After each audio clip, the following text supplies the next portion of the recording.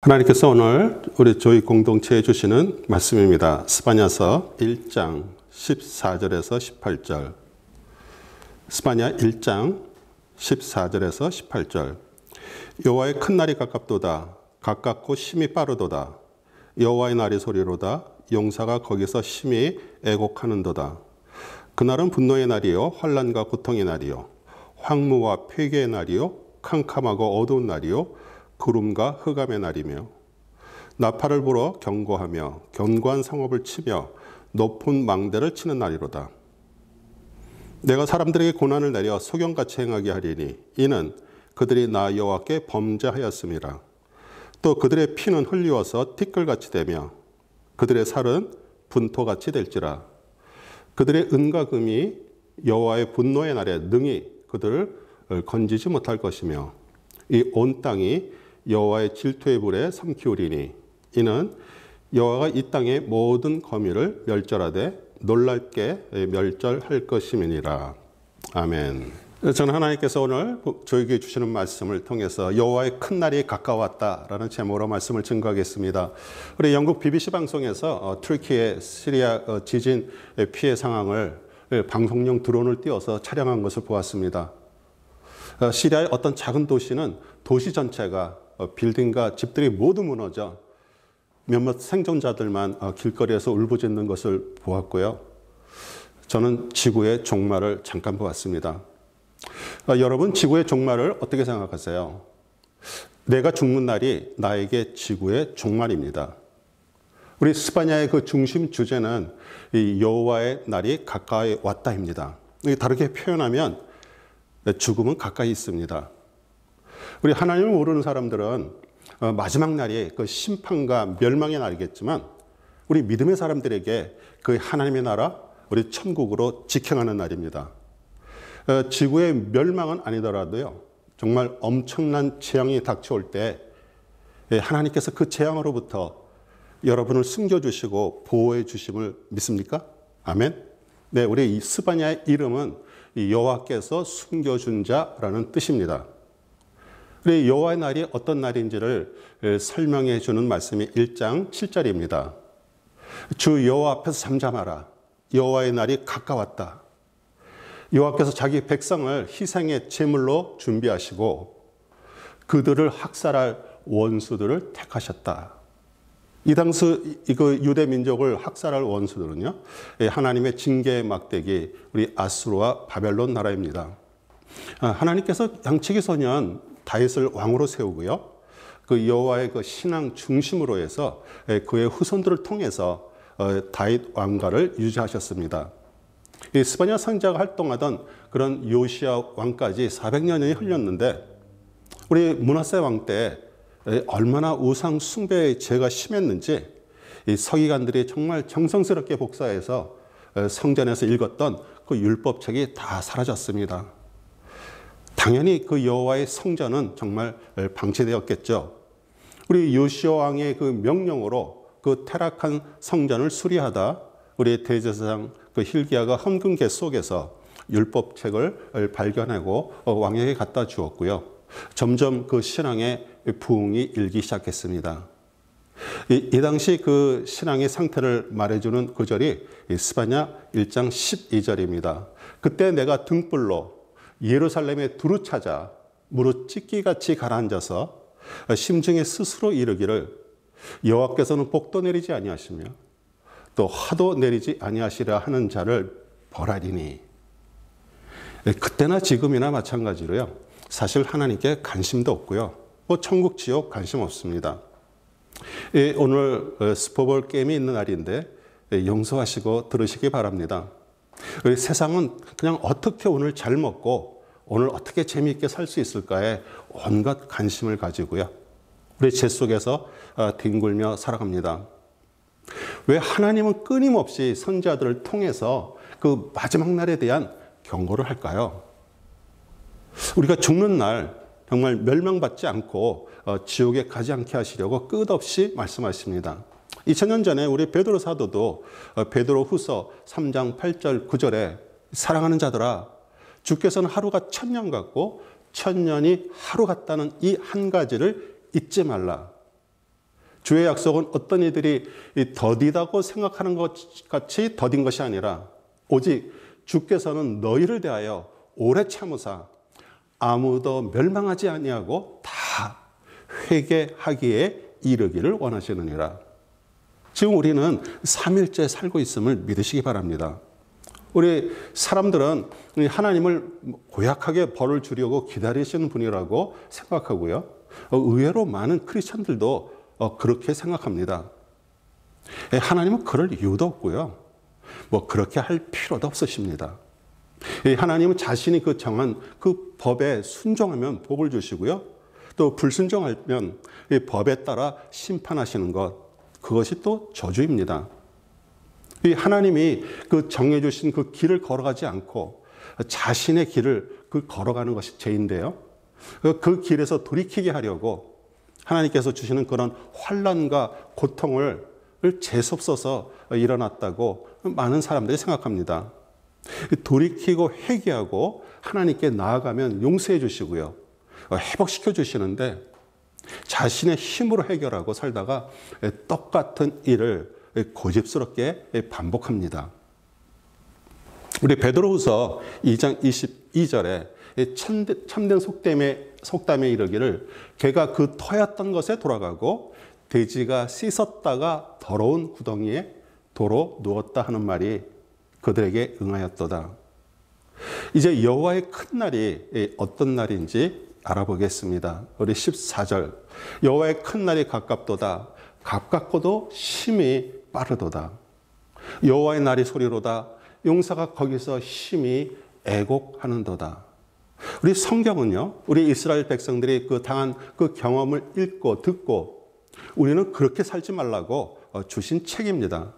그래서 우리 성경을 읽을 때 우리는 그 당시의 그 상황 속에 우리 자신이 들어가서 말씀을 통해서 깨달음이 일어나지 않는다면 사실 성경은 역사소설 같은 이야기입니다.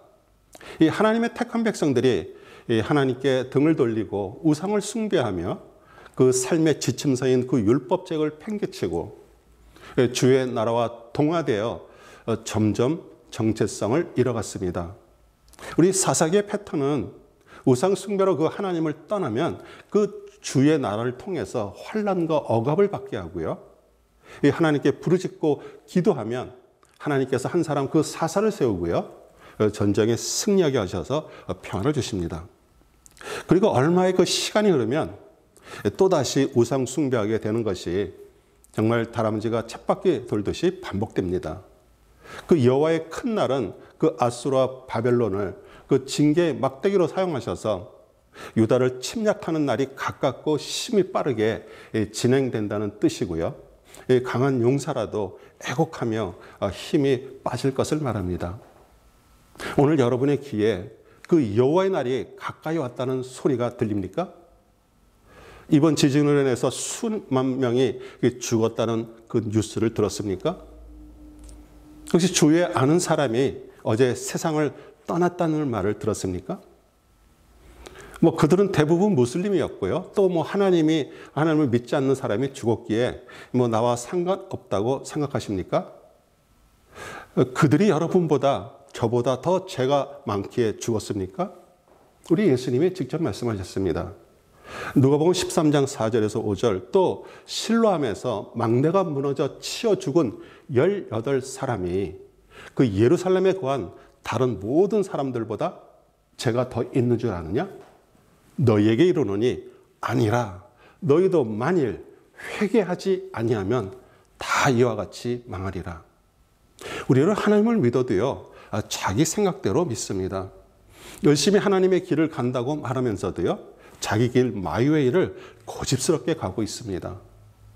우리 스바냐의 외침을 들으면서 세상에서 일어나는 뉴스를 들으면서 여호와의 그 심판의 마지막 날의 소리를 들으시고 돌이키시고 하나님께 방향을 정해서 그 하나님의 생각과 길을 걸어가시기 바랍니다.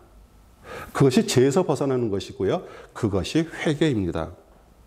15절 그날은 분노의 날이요 환난과 고통의 날이요 황무와 폐해의 날이요 캄캄하고 어두운 날이요 구름과 흑암의 날이요. 정말 성경에서 그 말씀 한 절 속에 분노, 환난, 고통, 황무, 폐괴, 흑암, 캄캄, 어두움, 구름이 이렇게 이처럼 많이 들어가 있는 곳은 없을 것입니다. 여호와의 큰 날이 인간이 경험할 수 있는 가장 고통스럽고 견디고 힘든 날임을 강조하는 말씀입니다. 왜 세상 수많은 사람들이 이 하나님을 찾지 않을까요? 자신이 흑암 속에 살고 있다는 것을 모르기에 그 강명이신 하나님께 오지 않습니다. 문제는 교회를 다니고요, 하나님을 믿는다라고 말하는 사람들 중에도요, 흑암 속에 살고 있는데 자신만 모릅니다. 여기에는 목회자도 포함됩니다. 이 마음속에는 그 황무함과 교만함이 자리 잡고 있으면서도요, 믿는 행위로 자신이 하나님을 잘 알고 있다고 착각합니다. 그리고 절대 자신은 틀리지 않고 남들이 틀렸다라고 생각합니다. 이 어둠 속에 있으며 정말 무서운 사실입니다. 이 자신이 혼돈하고 공허하고 정말 흑암 속에 있다라고 인정하고 깨달은 사람에게 이 강명의 빛, 하나님의 빛이 비춰옵니다. 우리 창세기 1장 2절, 땅이 혼돈하고 공허하며 흑암이 깊음 위에 있고 하나님의 영은 수면 위에 운행하시느니라. 우리 땅의 흙으로 우리를 빚으셨기에 땅은 우리 인간을 말합니다. 하나님의 영 루하우, 즉 그 생기를 말하는데요, 그 하나님의 영 생기를 받지 않냐면 우리 인간은 혼돈 속에 살고요, 마음은 채워도 항상 공허하고요, 우리 흑암 속에서 이리 치이고 저리 치이고 그냥 모양만 사람처럼 살게 됩니다. 정말 하나님께서 불쌍히 여기셔서 어떤 사건을 허락하셔서 깨닫기를 원하지만 그것이 수습이 되고요, 조금 시간이 지나면 그 흑암 속에 살다가 똑같은 사건을 반복적으로 당합니다. 우리 환난과 흑암의 그 사건 속에서 고통 중에 있습니까? 기뻐하시기 바랍니다. 우리 강명의 빛이 비춰올 시간입니다. 우리 하나님께 이렇게 고백하시기 바랍니다. 하나님, 제가 혼돈 속에 있고 그 공허한 마음과 흑암 속에 있음을 인정하고 회개하오니 하나님의 영 생기를 넣어주세요. 이렇게 부탁하시기 바랍니다. 그렇게 될 때 여러분의 그 삶의 그 혼돈 속에서 하나님의 영으로 질서가 잡힐 것입니다. 하나님의 영이 빠져나간 그 공허했던 그 자리가 하나님의 한 분으로 채워지고 만족할 것입니다.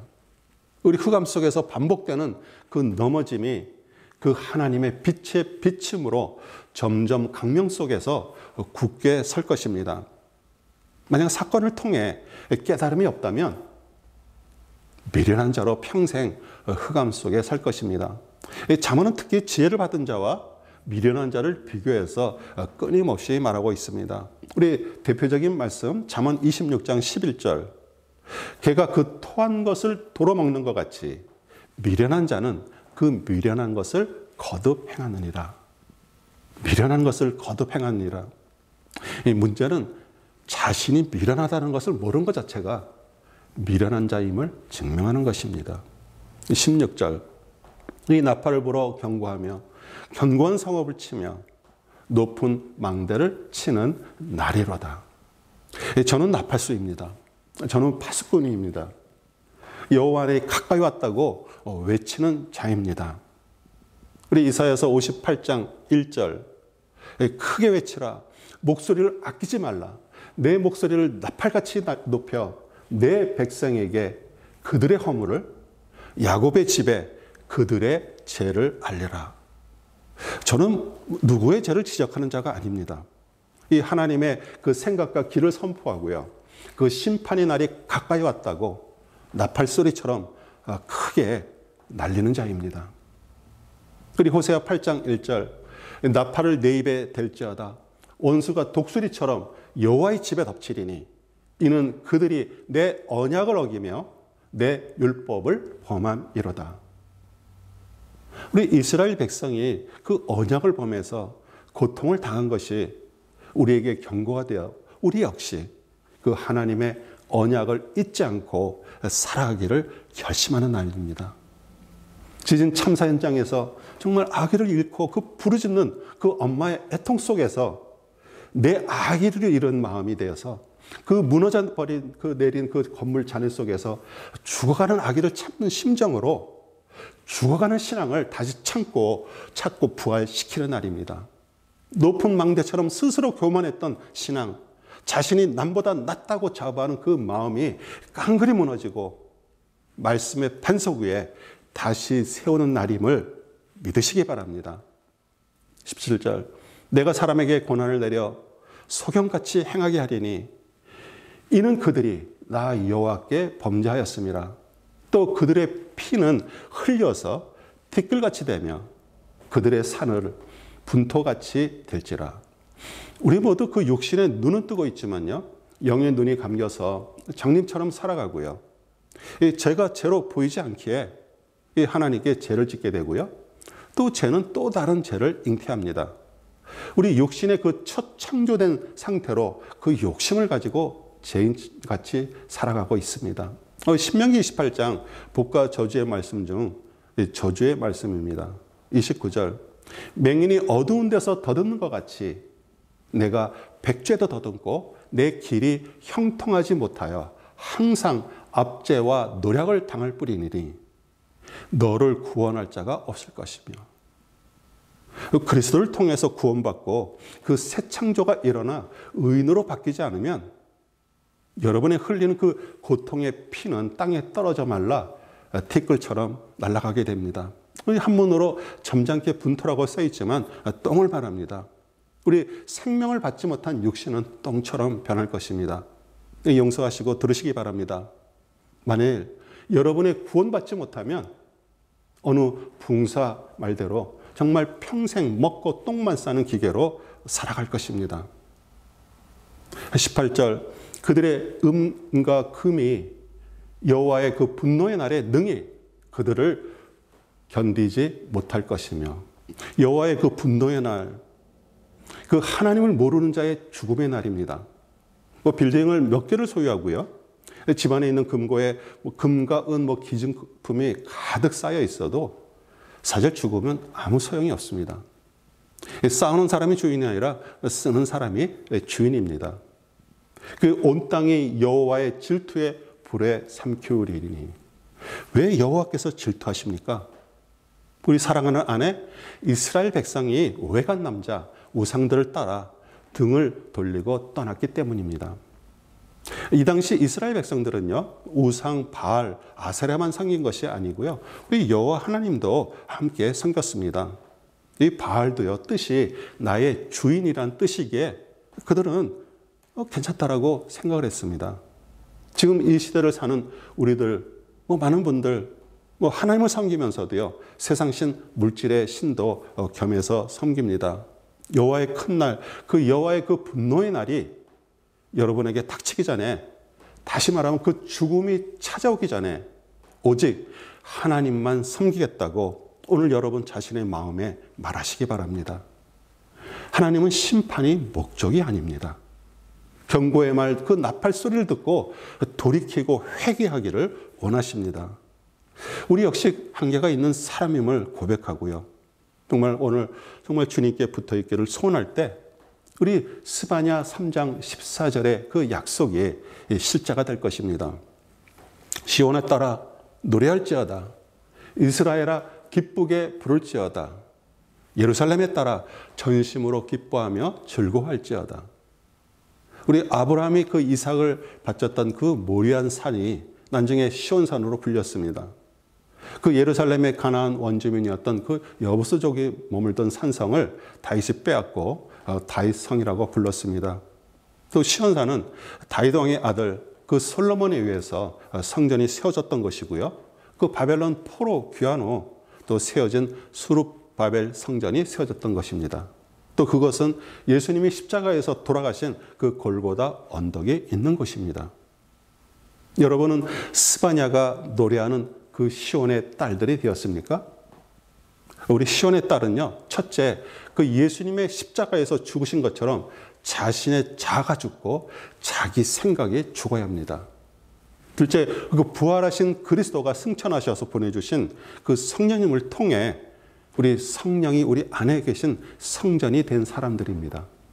우리 세상이 주는 기쁨과 즐거움으로 사는 사람이 아니라 성령님을 통해서 우리 마음 안에서 그리스도의 생명의 그 생수가 솟아나는 그 기쁨과 즐거움으로 사는 자입니다.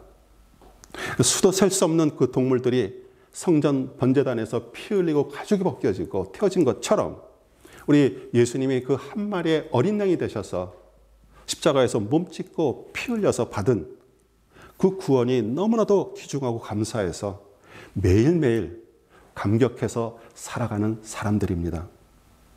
우리 삶의 하나가 끝나면 또 다른 하나가 꼬리를 물고 이어졌던 그런 삶의 환난과 고통이 그리스도 안에서 끝났음을 믿으시기 바랍니다.